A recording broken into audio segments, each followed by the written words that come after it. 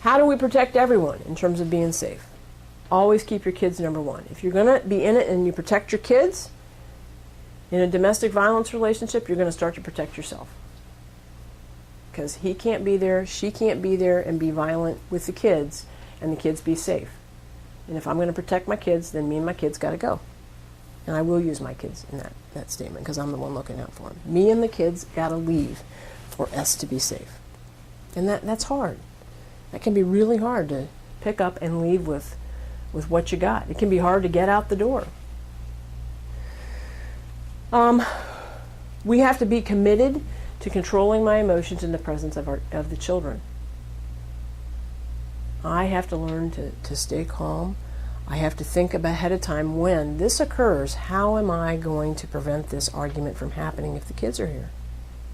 What can I do? We know these people well enough. And so you may think, well, I'd have to cave. Okay, well, you know what? If the kids are here, I may have to cave. Because what's better for them? To see the argument between mom and dad, or to not have that memory and not have that argument today? You and I will come back to address this. We still haven't solved the problem. It didn't go away. It's coming around again. Do the kids have to see it today? We have to think about that. When we're doing this visitation thing, we need to find a neutral territory. Something that isn't possessive for you or me. And I have some examples, so we're going to hit that here in a minute. We may do some exchange monitoring where somebody actually watches us. Somebody actually watches us, because we have such a hard time behaving ourselves when there's not a third set of eyes watching you and me, that it's in the best interest of our children for that third set of eyes to be there, for that third set of hands to move the kids back and forth from mom and dad. It's true. Exchange monitoring, here I have the definition, is that supervised movement of a child from one parent to the other parent at the start of the visit and back to the other parent at the end of the visit.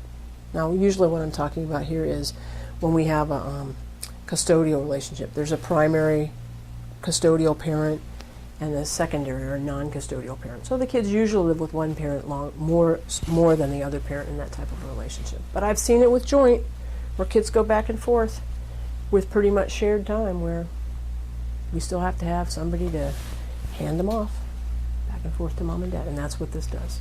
Then you and I don't have to have any contact. Then we don't have to talk. I hand the bags to the kids and to anything that needs to go to the person, and I step back and leave. And the kids go, and the kids come back. It provides a safe, usually neutral territory, because usually the exchange monitoring doesn't happen at a home. Usually you're going to the juvenile justice area. You can go to Hillsborough Kids. Some people use a sheriff's office or a police station. It's not neutral. None of those are neutral to me. I'm on my best behavior when I'm going to those places. That's Carrie. Okay? But these places should be neutral to both parents. Neutral places should be neutral. That means I don't have any ties to it. It doesn't feel like it's mine. Well lit, safe, secure, convenient. That comes up quite a bit, because I have some parents that set it up and it's really inconvenient for one or really inconvenient for both of them, but they still can't talk about it, and so that's how it's going to go. It needs to be comfortable and protected from the weather. That makes sense. Should be attractive to children and adults. Attractive. So we're not going to the little rundown 7-Eleven that you don't want to go into for fear you're going to catch some disease. That doesn't sound very attractive, does it? No. So that wouldn't be one of these things.